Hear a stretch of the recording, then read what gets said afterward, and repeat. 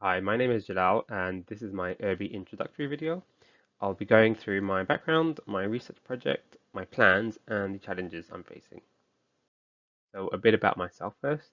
I did a bachelor's in biological and biomedical sciences before deciding to move into buildings.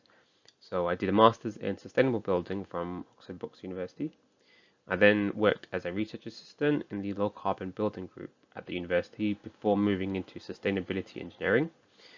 This involved a mix of work from environmental modeling to Part L compliance to renewable energy feasibility studies.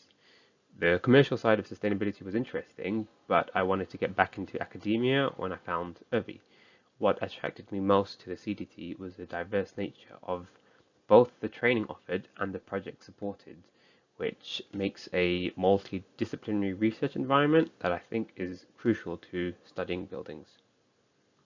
My project is titled Scalable Method to Assess Air Exchange Rates in Dwellings. The context behind the project is that air exchange rates are important, especially in the field of retrofits. Retrofit interventions can lead to a decrease in air exchange, which can contribute to problems such as excess moisture, condensation, and mold.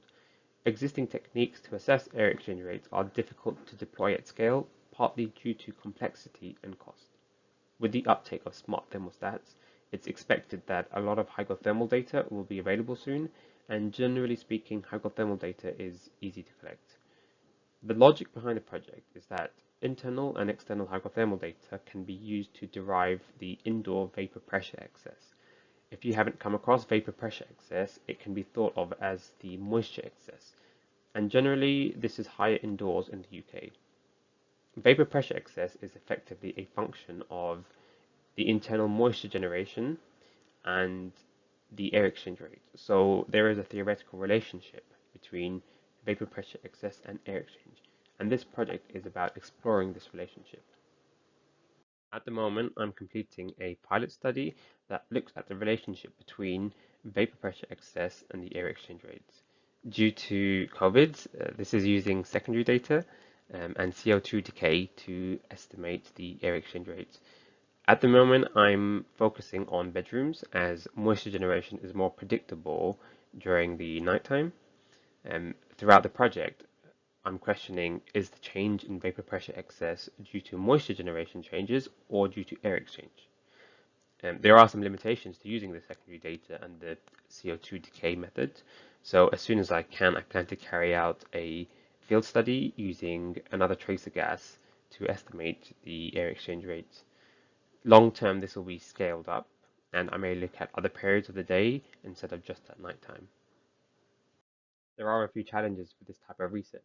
Occupant behavior plays a role in air exchange rates, for example, opening and closing windows, and also plays a role in moisture generation, for example, boiling versus frying foods, which release different amounts of moisture.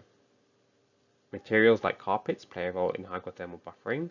These materials can absorb and release moisture based on temperature and humidity levels, and this is an effect that can be difficult to account for. Another challenge is the multi-zonal nature of dwellings, where air is exchanged not only with the outdoors but between rooms, so the air exchange rate calculated is not necessarily an indicator of the supply of fresh air. And finally, air exchange rates are dynamic and can change very quickly due to wind and temperature differences. And this is something difficult to capture and depends on the timescale capability of the air exchange rate estimation method. I'm happy to collaborate with anyone who has experience in these fields or has datasets with good air exchange rate information. Thank you for listening.